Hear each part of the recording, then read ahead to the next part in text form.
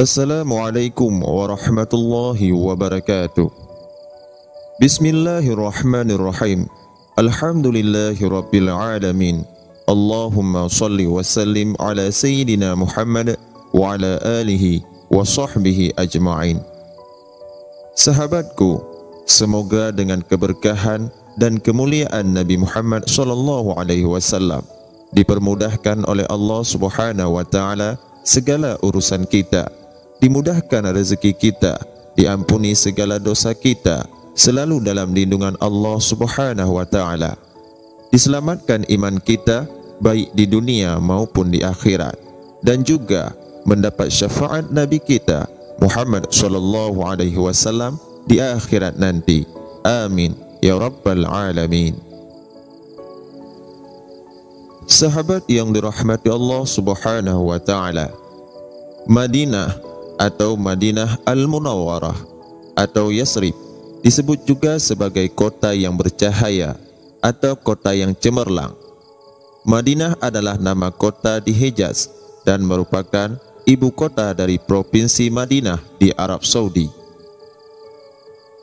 Kota Madinah merupakan kota suci kedua umat Islam setelah kota Mekah, dan disinilah terdiri masjid suci yang bernama Masjid Nabawi, yang mana masjid tersebut didirikan oleh Rasulullah SAW pada tahun pertama Hijriah. Dalam sebuah hadis dijelaskan bahwa salat di Masjid Nabawi ini lebih utama daripada salat di masjid lainnya selain Masjidil Haram.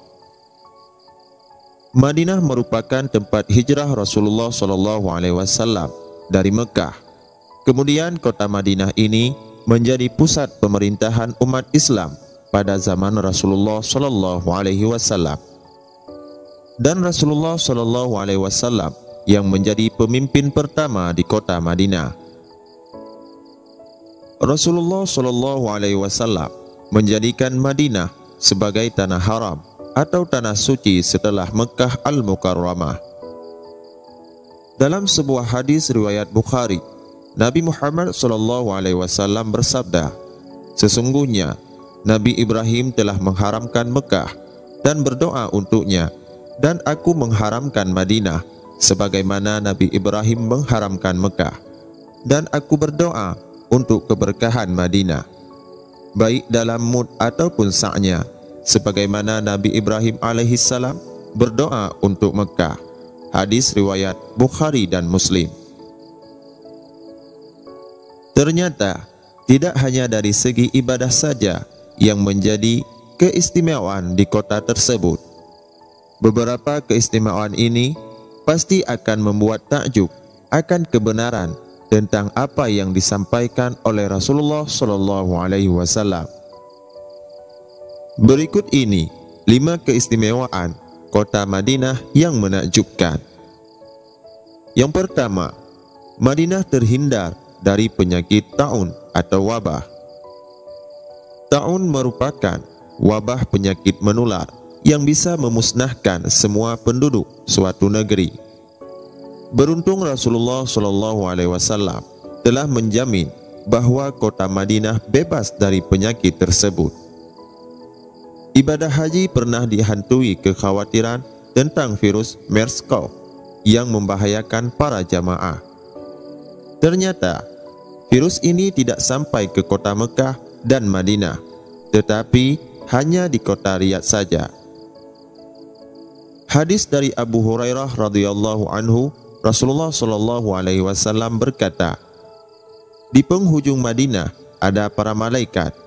Taun dan Dajjal tidak akan masuk. Yang kedua, Dajjal tidak akan masuk ke Madinah. Kota Madinah dijaga oleh malaikat-malaikat Allah. Pada akhir zaman akan muncul sosok terlaknat, yaitu Dajjal, yang akan membuat kerusakan di muka bumi ini. Namun hanya 2 kota saja yang tidak bisa ia masuki, yakni kota Mekah dan kota Madinah.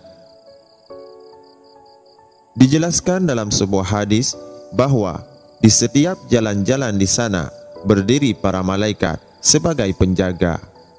malaikat Allah ini menjaga Madinah dari Dajjal.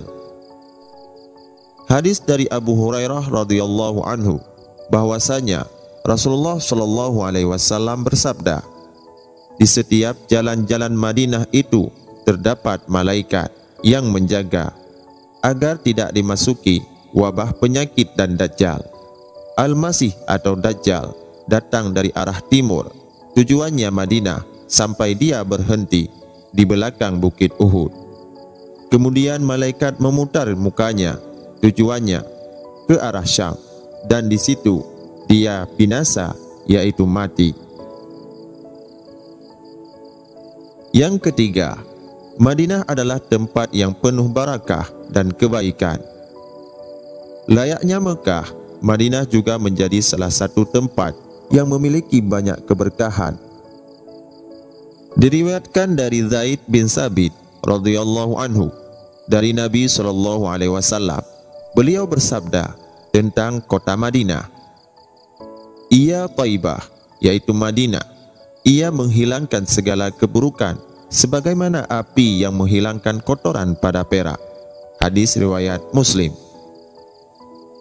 Nabi Muhammad SAW pernah mendoakan kota ini agar Allah Subhanahu wa taala membersihkan lingkungannya serta menjauhkan kota ini dari segala macam bentuk penyakit. Dari Aisyah radhiyallahu anha berkata, kami tiba di Madinah ketika kota tersebut dilanda wabah penyakit, sehingga Abu Bakar dan Bilal mengeluhkan keadaan itu. Ketika Rasulullah SAW menyaksikan keluhan para sahabatnya, beliau berdoa, ya Allah, jadikanlah kami cinta kepada Madinah sebagaimana Engkau membuat kami mencintai Mekah, bahkan lebih besar lagi. Bersihkanlah lingkungannya, berkatilah untuk kami dalam setiap saat serta moodnya, dan alihkanlah wabah penyakit Madinah ke daerah Juhfah. Hadis riwayat Muslim. Sesungguhnya Ibrahim telah mengharamkan Mekah dan mendoakan penduduknya, dan sesungguhnya aku mengharamkan Madinah sebagaimana Ibrahim telah mengharamkan Mekah, dan sesungguhnya aku juga berdoa agar setiap saat dan moodnya diberkahi 2 kali lipat dari yang didoakan Ibrahim untuk penduduk Mekah. Hadis riwayat Al-Bukhari dan Muslim. Kemudian yang keempat, jaminan syafaat bagi orang yang menanggung kesusahan di Madinah dan meninggal di dalamnya. Ternyata begitu banyak keutamaan yang didapatkan ketika seorang meninggal di Madinah. Ini menjadi sebuah kehormatan bagi manusia yang berziarah kemudian meninggal di dalamnya. Rasulullah SAW bersabda, siapa yang mampu menutup usia di Madinah, maka hendaklah dia meninggal di sana, karena aku memberi syafaat pada orang yang meninggal di sana. Hadis riwayat Tirmizi dan Ahmad. Tidaklah seorang yang tetap tinggal di Madinah bersabar dengan cobaan dan kesukarannya lalu meninggal di sana, melainkan aku akan memberi syafaat dan menjadi saksinya pada hari kiamat jika ia seorang muslim. Hadis riwayat Imam Muslim. Dari Ibnu Umar radhiyallahu anhuma, ia pernah mendengar Rasulullah SAW bersabda, siapa yang bersabar dengan kesukaran di Madinah, maka aku akan memberi syafaat atau menjadi saksi untuknya pada hari kiamat. Hadis riwayat Muslim. Yang kelima, memiliki beberapa nama yang mulia. Di antara keutamaan lainnya adalah Madinah memiliki beberapa nama yang mulia yang menunjukkan tingginya kedudukannya. Berikut ini adalah nama lain dari kota Madinah yang dijelaskan dalam hadis Rasulullah SAW. Yasrib. Madinah pernah menggunakan nama ini ketika zaman jahiliyah. Namun, nama ini kemudian diganti karena memiliki makna yang buruk. Pada masa kepemimpinannya, beliau kemudian melarang penggunaan nama itu. Nama selanjutnya adalah Al-Madinah. Nama ini dipakai setelah masa hijrah telah datang. Banyak penyebutannya dalam Al-Quran dan hadis-hadis sahih. Kemudian Tabah dan Taibah. Kedua nama ini diberikan oleh Rasulullah sallallahu alaihi wasallam. Lalu Ad-Dar wal Iman. Datang penyebutan kedua nama ini dalam Al-Quran Al-Karim pada firman Allah Azza wa Jalla. Itulah keistimewaan kota Madinah yang menakjubkan.